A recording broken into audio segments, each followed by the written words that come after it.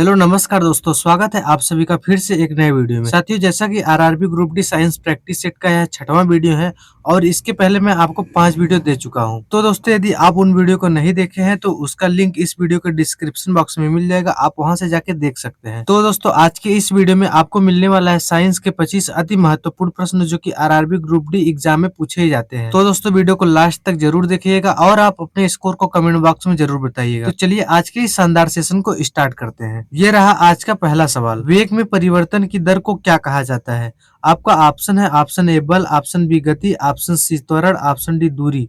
तो साथ ही इस प्रश्न का सही जवाब हो जाएगा ऑप्शन नंबर सी एक्सीलरेशन यानी कि त्वरण। यानी कि दोस्तों, वेग में परिवर्तन की दर को त्वरण कहा जाता है। पढ़ते हैं अगले प्रश्न की तरफ। आपका अगला प्रश्न है, कार्य की एसआई इकाई क्या है? आपका ऑप्शन है option A Newton, option B watt, option C Pascal, option D joule. तो साथ ही इस प्रश्न का सही जवाब हो जाएगा ऑप्शन नंबर डी जूल। यानी कि दोस्तों, जो कार्य की एसआई इकाई होती है वह जूल होती है। दोस्तों, कार्य और ऊर्जा दोनों की एसआई इकाई जूल होती है, आपको याद रखना है। बढ़ते हैं अगले प्रश्न की तरफ। आपका अगला प्रश्न है, निम्नलिखित में से कौन सा एक नोबेल गैस नहीं है? तो दोस्तों, ऐसे क्वेश्चन को आपको ध्यान से पढ़ना है। बहुत सारे स्टूडेंट होते हैं जो गलती कर देते हैं, वो क्वेश्चन को पूरा आखिरी तक नहीं पढ़ते हैं और वो आखिरी में देखते नहीं है क्या पूछा गया है।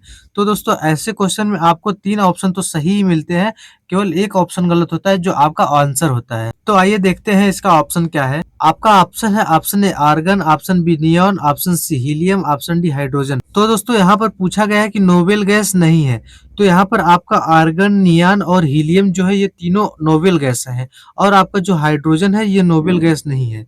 तो आपका सही जवाब हो जाएगा option number D hydrogen gas. दोस्तों, हाइड्रोजन एक नोबेल गैस नहीं है बल्कि आवर्त सारणी का सबसे हल्का तत्व है।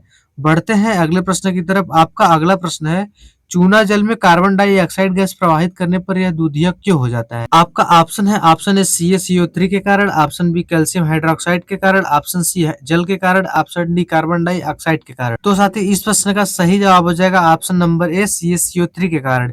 यानी कि दोस्तों, चूना जल में कार्बन डाइऑक्साइड गैस प्रवाहित करने पर यह कैल्शियम कार्बोनेट के कारण दूधिया हो जाता है। वही चीज दोस्तों यहाँ पर दिया गया है कि चूना जल कैल्शियम हाइड्रोक्साइड और कार्बन डाइऑक्साइड की अभिक्रिया से अघुलनशील CaCO3 बनता है, जिससे दूधियापन आ जाता है। बढ़ते हैं अगले प्रश्न की तरफ। आपका अगला प्रश्न है, मानव शरीर की सबसे बड़ी ग्रंथि कौन सी है?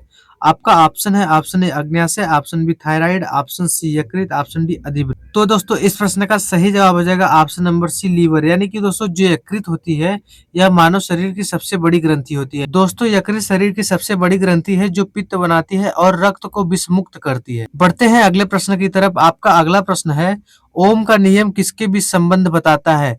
आपका ऑप्शन है ऑप्शन ए आवेश और प्रतिरोध के बीच में, ऑप्शन बी शक्ति और धारा, ऑप्शन सी विद्युत धारा और विभवांतर, ऑप्शन डी प्रतिरोध और शक्ति। तो साथ ही इस प्रश्न का सही जवाब हो जाएगा ऑप्शन नंबर सी विद्युत धारा और विभवांतर के बीच में ओम का नियम संबंध बताता है। और दोस्तों, ओम का जो नियम होता है वो होता है V = I × R, जहां पर दोस्तों V विभवांतर है, I करंट है यानी कि धारा है और R यहाँ पर रेजिस्टेंस है। वही चीज दोस्तों यहाँ पर दिया गया है कि ओम का नियम V = I × R बताता है कि विभवांतर जो है वह धारा के सीधे अनुपाती होता है। बढ़ते हैं अगले प्रश्न की तरफ। आपका अगला प्रश्न है, परमाणु सिद्धांत किसने दिया था? आपका ऑप्शन है ऑप्शन ए रदरफोर्ड ने, ऑप्शन बी जे थॉमसन ने, ऑप्शन सी जॉन डाल्टन ने, ऑप्शन डी नील्स बोहर ने। तो साथ ही इस प्रश्न का सही जवाब हो जाएगा option number C John Dalton ने। यानी कि दोस्तों, जॉन डाल्टन ने परमाणु सिद्धांत दिया था। दोस्तों, डाल्टन ने बताया था कि जो पदार्थ है यह अविभाज्य परमाणुओं से मिलकर बना होता है। बढ़ते हैं अगले प्रश्न की तरफ। आपका अगला प्रश्न है, ब्रोंकाइटिस किस अंग को प्रभावित करता है? आपका ऑप्शन है ऑप्शन ए हृदय को, ऑप्शन बी यकृत को, ऑप्शन सी गुर्दा को, ऑप्शन डी फेफड़े को। तो साथ ही इस प्रश्न का सही जवाब हो जाएगा ऑप्शन नंबर डी फेफड़े को। यानी कि दोस्तों, जो ब्रोंकाइटिस होता है ये श्वसन नली में एक प्रकार का सूजन होता है जो हमें श्वसन लेने में प्रभावित करता है, जिससे हमारे फेफड़े पर प्रभाव पड़ता है। वही चीज दोस्तों यहाँ पर मेंशन है कि ब्रोंकाइटिस जो होता है श्वसन पथ में सूजन है जो मुख्य रूप से फेफड़े के वायु मार्ग को प्रभावित करती है। बढ़ते हैं अगले प्रश्न की तरफ। आपका अगला प्रश्न है, आधुनिक आवर्त सारणी किस पर आधारित है? आपका ऑप्शन है ऑप्शन ए परमाणु भार पर, ऑप्शन बी परमाणु आयतन पर, ऑप्शन सी रासायनिक अभिक्रियाशीलता पर, ऑप्शन डी परमाणु संख्या पर। तो साथ ही इस प्रश्न का सही जवाब हो जाएगा ऑप्शन नंबर डी परमाणु संख्या पर। यानी कि दोस्तों, जो आधुनिक आवर्त सारणी है वो एटॉमिक नंबर पर आधारित है। दोस्तों, यहाँ पर मोसले ने तत्वों की बढ़ती हुई परमाणु संख्या के आधार पर इस आवर्त सारणी को व्यवस्थित किया है। बढ़ते हैं अगले प्रश्न की तरफ। आपका अगला प्रश्न है, टेस्ला किस भौतिक राशि की इकाई है? आपका ऑप्शन है, ऑप्शन ए विद्युत क्षेत्र का, ऑप्शन बी विद्युत फ्लक्स का, ऑप्शन सी चुंबकीय क्षेत्र का, ऑप्शन डी चुंबकीय फ्लक्स का। तो साथ ही इस प्रश्न का सही जवाब हो जाएगा ऑप्शन नंबर सी चुंबकीय क्षेत्र का। यानी कि दोस्तों जो टेस्ला है ये चुंबकीय क्षेत्र की भौतिक राशि की इकाई है। बढ़ते हैं अगले प्रश्न की तरफ। आपका अगला प्रश्न है, ध्वनि की चाल सबसे अधिक किसमें होती है? आपका ऑप्शन है, ऑप्शन ए गैस में, ऑप्शन बी द्रव में, ऑप्शन सी ठोस में, ऑप्शन डी निर्वात में। तो साथ ही इस प्रश्न का सही जवाब हो जाएगा ऑप्शन नंबर सी ठोस में। यानी कि दोस्तों जो ध्वनि की चाल होती है वो ठोस में सबसे अधिक होती है, और इसका कारण यह होता है कि जो ठोस होता है इसमें जो अणु होते हैं ठोस के वो अत्यधिक पास में होते हैं। दोस्तों वही चीज यहाँ पर दिया गया है कि ठोस में कण अधिक सघन होते हैं, इसलिए ध्वनि सबसे तेज चलती है। बढ़ते हैं अगले प्रश्न की तरफ। आपका अगला प्रश्न है, मानव आंख में प्रतिबिंब कहाँ बनता है? आपका ऑप्शन है, ऑप्शन ए कार्निया पर, ऑप्शन बी पुतली पर, ऑप्शन सी परितालिका पर, ऑप्शन डी रेटिना पर। तो साथ ही इस प्रश्न का सही जवाब हो जाएगा ऑप्शन नंबर डी रेटिना पर। यानी कि दोस्तों मानव नेत्र में जो प्रतिबिंब है वो रेटिना पर बनता है। दोस्तों रेटिना पर वास्तविक और उल्टा प्रतिबिंब बनता है। बढ़ते हैं अगले प्रश्न की तरफ। आपका अगला प्रश्न है, सोडियम को किस द्रव में रखा जाता है? आपका ऑप्शन है, ऑप्शन ए पानी में, ऑप्शन बी पेट्रोल में, ऑप्शन सी एल्कोहल में, ऑप्शन डी मिट्टी के तेल में। तो साथियों इस प्रश्न का सही जवाब हो जाएगा ऑप्शन नंबर डी मिट्टी के तेल में। क्योंकि दोस्तों जो सोडियम होता है यह अत्यधिक क्रियाशील पदार्थ होता है, इसलिए इसे मिट्टी के तेल में रखा जाता है। और दोस्तों जो सोडियम होता है यह ऑक्सीजन की उपस्थिति पाते ही यह जलने लगता है, धीरे धीरे पिघलने लगता है। बढ़ते हैं अगले प्रश्न की तरफ। आपका अगला प्रश्न है, लाल रक्त कणिकाओं का जीवन काल कितना होता है? आपका ऑप्शन है, ऑप्शन ए 60 दिन, ऑप्शन बी 100 दिन, ऑप्शन सी 90 दिन, ऑप्शन डी 120 दिन। तो साथ ही इस प्रश्न का सही जवाब हो जाएगा ऑप्शन नंबर डी 120 दिन। वैसे तो दोस्तों जो लाल रक्त कणिकाएं होती हैं इनका जीवन काल 100 से 120 दिन होता है, लेकिन दोस्तों यहाँ पर आपको 120 दिन ऑप्शन दिया गया है, तो आप 120 दिन पे टिक मारेंगे कि आपका 120 दिन जो है वो सही जवाब हो जाएगा। बढ़ते हैं अगले प्रश्न की तरफ। आपका अगला प्रश्न है, पृथ्वी को सूर्य के चारों ओर बनाए रखने वाला बल कौन सा है? आपका ऑप्शन है, ऑप्शन ए घर्षण बल, ऑप्शन बी अभिकेंद्री बल, ऑप्शन सी अपकेंद्री बल, ऑप्शन डी गुरुत्वाकर्षण बल।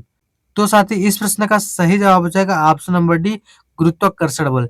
यानी कि दोस्तों पृथ्वी को सूर्य के चारों ओर बनाए रखने का काम जो है वो गुरुत्वाकर्षण बल करता है। दोस्तों सूर्य और पृथ्वी के बीच में गुरुत्वाकर्षण बल की वजह से ही पृथ्वी जो है वो सूर्य की परिक्रमा करती है। बढ़ते हैं अगले प्रश्न की तरफ। आपका अगला प्रश्न है, कोशिका का पावर हाउस किसे कहा जाता है? आपका ऑप्शन है, ऑप्शन ए केंद्रक को, ऑप्शन बी राइबोसोम को, ऑप्शन सी माइटोकांड्रिया को, ऑप्शन डी लाइसोसोम को। तो साथ ही इस प्रश्न का सही जवाब हो जाएगा ऑप्शन नंबर डी माइटोकांड्रिया को। क्योंकि दोस्तों माइटोकांड्रिया में जो ऊर्जा होती है वो एटीपी के रूप में संचित होती है, इसलिए इसे कोशिका का पावर हाउस कहा जाता है। बढ़ते हैं अगले प्रश्न की तरफ। आपका अगला प्रश्न है, निम्नलिखित में से कौन सा मिश्र धातु है?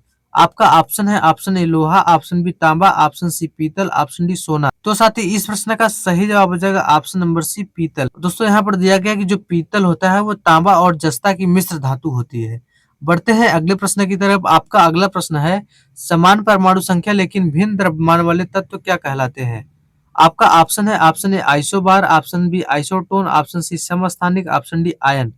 तो साथ ही इस प्रश्न का सही जवाब हो जाएगा ऑप्शन नंबर सी आइसोटोप। यानी कि दोस्तों समस्थानिक कहलाता है वह तत्व जिसका परमाणु संख्या समान होता है लेकिन जो द्रव्यमान होता है वो भिन्न भिन्न होता है। तो दोस्तों समस्थानिकों में जो प्रोटॉन होता है वो समान होता है, परंतु जो न्यूट्रॉन होता है वो भिन्न भिन्न होता है, जिसकी वजह से इसका परमाणु द्रव्यमान भिन्न भिन्न होता है। बढ़ते हैं अगले प्रश्न की तरफ। आपका अगला प्रश्न है, दूरदृष्टि दोष को ठीक करने के लिए कौन सा लेंस उपयोग किया जाता है? आपका ऑप्शन है, ऑप्शन ए अवतल लेंस, ऑप्शन बी उत्तल लेंस, ऑप्शन सी बेलनाकार lens, option D bifocal lens. तो दोस्तों इस प्रश्न का सही जवाब हो जाएगा ऑप्शन नंबर बी उत्तल लेंस। दोस्तों दृष्टि दोष में कौन सा लेंस उपयोग होता है इसको याद करने के लिए एक ट्रिक है जो कि है दूना, DUNA। जहां पर डी से होता है दूर दृष्टि दोष और यू से होता है उत्तल लेंस, और एन से होता है निकट दृष्टि दोष और ए से होता है अवतल लेंस। यानी कि दोस्तों दूर दृष्टि दोष होने पर उत्तल लेंस का यूज होता है और निकट दृष्टि दोष होने पर अवतल लेंस का यूज चश्मे में होता है। दोस्तों जो उत्तल लेंस होता है वो प्रकाश को अभिसरित करता है जिससे कि दूर दृष्टि दोष ठीक हो जाता है। बढ़ते हैं अगले प्रश्न की तरफ। आपका अगला प्रश्न है, स्थिर दाब पर गैस का आयतन ताप के समानुपाती होता है, यह नियम किससे जुड़ा है? आपका ऑप्शन है, ऑप्शन ए बॉयल का नियम, ऑप्शन बी ग्राहम का नियम, ऑप्शन सी चार्ल्स का नियम, ऑप्शन डी गे लुसैक का नियम। तो साथ ही इस प्रश्न का सही जवाब हो जाएगा ऑप्शन नंबर सी चार्ल्स का नियम। यानी कि दोस्तों V is proportional to T, यानी कि दोस्तों जो स्थिर दाब पर आयतन होता है वह ताप के सीधे अनुपात में होता है। बढ़ते हैं अगले प्रश्न की तरफ। आपका अगला प्रश्न है, द्विखंडन किसमें देखा जाता है? आपका ऑप्शन है हाइड्रा में, ऑप्शन बी प्लाज्मोडियम में, ऑप्शन सी स्पाइरोगाइरा में, ऑप्शन डी अमीबा में।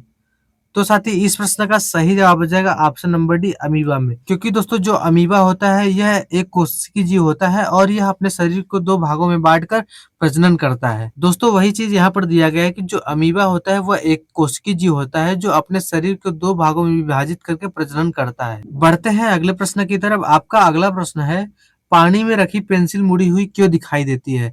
आपका ऑप्शन ए अपवर्तन के कारण, ऑप्शन बी प्रकीर्णन के कारण, ऑप्शन सी विवर्तन के कारण, ऑप्शन डी परावर्तन के कारण। तो साथ ही इस प्रश्न का सही जवाब हो जाएगा ऑप्शन नंबर ए प्रकाश का अपवर्तन के कारण, यानी कि दोस्तों रिफ्रैक्शन के कारण। क्योंकि दोस्तों जो पेंसिल होती है वो हम जब पानी में डुबो के रखते हैं तो उसका आधा भाग यानी कि ऊपर वाला हिस्सा जो वायु में होता है और जो निचला वाला भाग होता है वो जल में होता है। दोस्तों वही चीज यहाँ पर दिया गया है कि हवा और पानी के बीच घनत्व के अंतर से प्रकाश की दिशा बदल जाती है, जिसकी वजह से पेंसिल जो है पानी में रखी हुई पेंसिल हमें मुड़ी हुई दिखाई देती है। बढ़ते हैं अगले प्रश्न की तरफ। आपका अगला प्रश्न है, कौन सा पादप हार्मोन तने की वृद्धि में सहायक होता है? आपका option A abscisic acid, option B gibberellins, option C auxin, option D cytokinin. तो साथ ही इस प्रश्न का सही जवाब हो जाएगा ऑप्शन नंबर सी ऑक्सिन। दोस्तों ऑक्सिन कोशिकाओं के दीर्घीकरण में सहायक होता है जिससे तने की वृद्धि होती है। बढ़ते हैं अगले प्रश्न की तरफ। आपका अगला प्रश्न है, मुक्त रूप से गिरने पर जी का मान क्या होता है? आपका ऑप्शन ए बढ़ता है, ऑप्शन बी घटता है, ऑप्शन सी शून्य रहता है, ऑप्शन डी नियत रहता है। तो साथ ही इस प्रश्न का सही जवाब हो जाएगा ऑप्शन नंबर डी नियत रहता है।